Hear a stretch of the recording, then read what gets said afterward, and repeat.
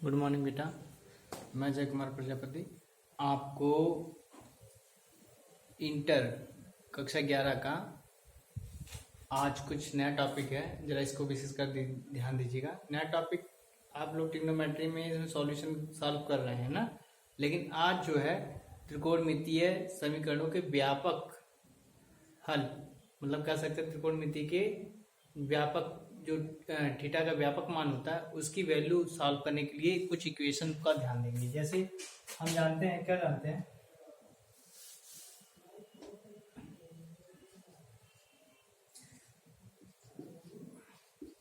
General solution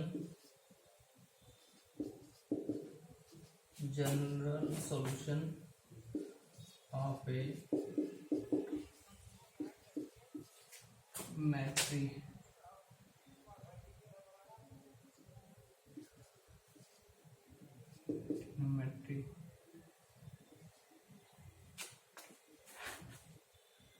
trigonometry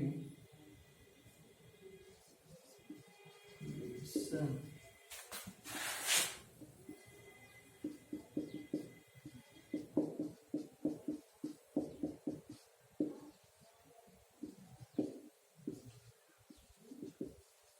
व्यापक समीकरण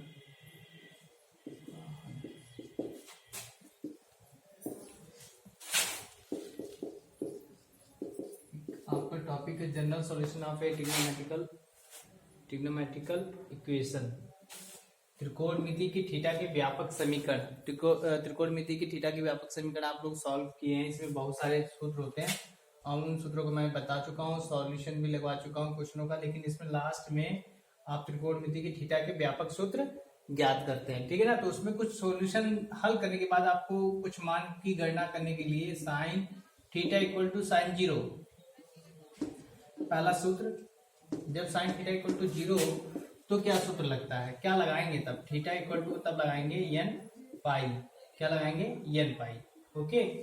और अगर आपको इसी में क्या मिल जाए, sine theta equal to sine alpha, तो आप सूत्र क्या लगाएंगे, तब सूत्र आप लगाएंगे थीटा इक्वल टू, सॉल्यूशन सूत्र क्या लगाएंगे, theta equal to n pi plus minus की power n into alpha. Alpha जो वैल्यू निकलेगी वही वैल्यू यहाँ आप रखेंगे। ये सूत्र हो गया, ये सूत्र हो गया साइन का। Number 2, cos theta equal to zero, cos theta 2 equal to zero, तो थीटा की वैल्यू क्या आएगी, तो थीटा की वैल्यू आएगी 2n plus 1 pi by 2, 2n plus 1 pi by 2, ठीक है ना। जब ये cos जीरो हो तो अगर cos theta equal to cos alpha value, तो क्या मान आएगा, theta equal to 2n pi plus minus alpha, ये सूत्र लागू होगा। और जीरो हो तो ये सूत्र लागू होगा, ठीक है। तीसरा सूत्र, अगर tan जीरो तो n पाई, ठीक है, सॉरी tan थीटा हो जीरो अंश, तो इसका सूत्र क्या होगा, theta equal to n pi, ठीक है ना। फिर अगर आप इसका tan theta equal to tan alpha मिला आंसर में, तो इसका सूत्र क्या होगा, theta equal to n pi plus minus alpha, ये सूत्र लागू करेंगे। कुल मिला के ये साइन के दो सूत्र हो गए, साइन जीरो और साइन अल्फा के लिए, कॉस जीरो कॉस अल्फा के लिए, tan जीरो tan अल्फा के लिए। इनके वर्ग के भी सूत्र होते हैं, लेकिन अधिकतर यही सूत्र का प्रयोग करते हैं सॉल्यूशन में। तो अभी हम इसका सॉल्यूशन इसका कर रहे हैं, एक दो क्वेश्चन में, आप इसको अच्छी तरह देखिए, ठीक है। तो ये देखिए बेटा, एक्सरसाइज 3.11 का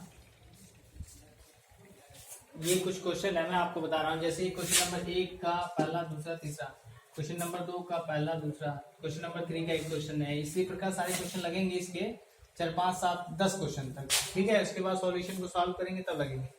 यहाँ थीटा का व्यापक मान निकालना है, क्या, ट्रिग्नोमेट्री के जितने भी आप सॉल्यूशन है उसके थीटा के व्यापक मान ज्ञात करने हैं, ठीक है। तो आप ज्ञात कर सकते हैं, tan थीटा है tan एक्स इक्वल टू एक चीज जो यहाँ थीटा और चाहे एक्स, उससे कोई दिक्कत नहीं है। अब यहाँ पे देखेंगे कि यहाँ tan में कितने अंश का मान होता है, tan 60 अंश की वैल्यू होती है। 60 को रेडियन में π/6 लिखते हैं, π/3 लिखते हैं, ठीक है ना, हम रेडियन में लिख देंगे उसको। और इसके बाद देखिए हमने सॉल्यूशन में बताया था आपको क्या, tan theta equal to tan alpha हो तो थीटा बराबर क्या सूत्र लगता है, n pi plus minus alpha, ये वाला सूत्र प्रयोग होता है ना, यही सूत्र यहाँ पे रखेंगे। देखिए आपका ये रूप आ गया, यहाँ पर थीटा है, यहाँ पर अल्फा है, तो यहाँ पर सूत्र का आंसर क्या होगा, tan के पदों में n पाई प्लस माइनस, अब अल्फा की जगह अल्फा की वैल्यू π/3, ये ही इसका मान होगा। और यहाँ थीटा की जगह क्या दिया है, x दिया है, बस ये इसकी वैल्यू होगी। समझ में आया, ऐसे ही लगाना है। नेक्स्ट क्वेश्चन sec है, इसको हम इसके नीचे एक मान के पलट दें तो क्या हो जाएगा, 1/sec होगा, जिसको हम लिख सकते हैं cos x, और इसको पलटेंगे तो 1/2 cos में कितने अंश की वैल्यू होती है, 60 अंश की, हम लिख सकते हैं cos 60 को रेडियन में कितना लिखते हैं, π/3, ठीक है ना, cos 60 अंश को π/3 लिखा जाता है, 60 अंश को रेडियन में π/3 लिखते हैं। अब cos का सूत्र प्रयोग होगा यहाँ पर, ठीक है ना, थीटा की जगह x है, cos में कौन सा सूत्र होता है, 2n pi plus minus alpha की वैल्यू π/3, ये आपका आ जाएगा आंसर, ठीक है। मैंने सूत्र को आपको मुझवानी याद रहेगा तो तुरंत लगता जाएगा। जैसे अब इसके नीचे एक मान लेंगे, इसके नीचे एक मान लेंगे, इसको पलट देंगे तो 1 क्या आ जाएगा, कोसेक, 1/कोसेक किसका होता है, साइन x का मान हो गया।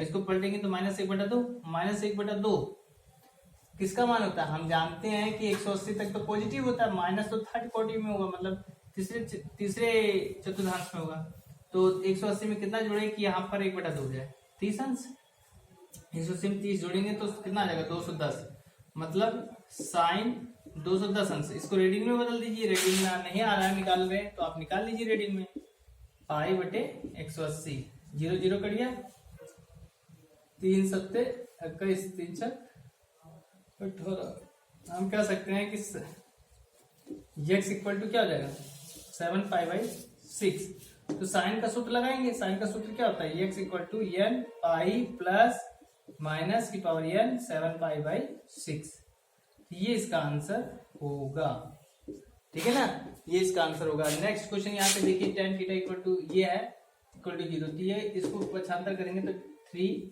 tan थीटा इक्वल टू क्या हो जाएगा, 1 हो जाएगा, प्लस में हो जाएगा, tan थीटा इक्वल टू कितना हो जाएगा, 1/√3 हो जाएगा। tan थीटा इक्वल टू कितने अंश का मान होता है, ये तो tan 30 अंश का वैल्यू होता है, तो tan 30 अंश को हम लिख सकते हैं π/6। अब tan वाला भी सूत्र मैंने बताया था ना, theta equal to n pi plus minus alpha की वैल्यू π/6, ये आपका आंसर होगा।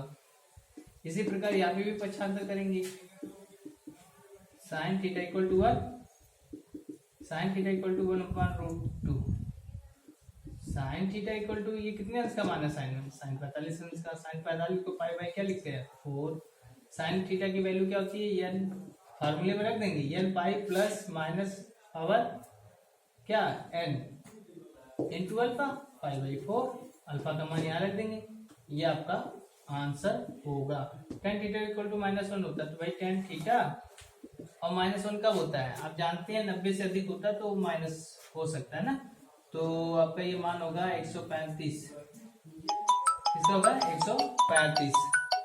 135 का होगा, आप तुरंत अभी देख लीजिए, ठीक है।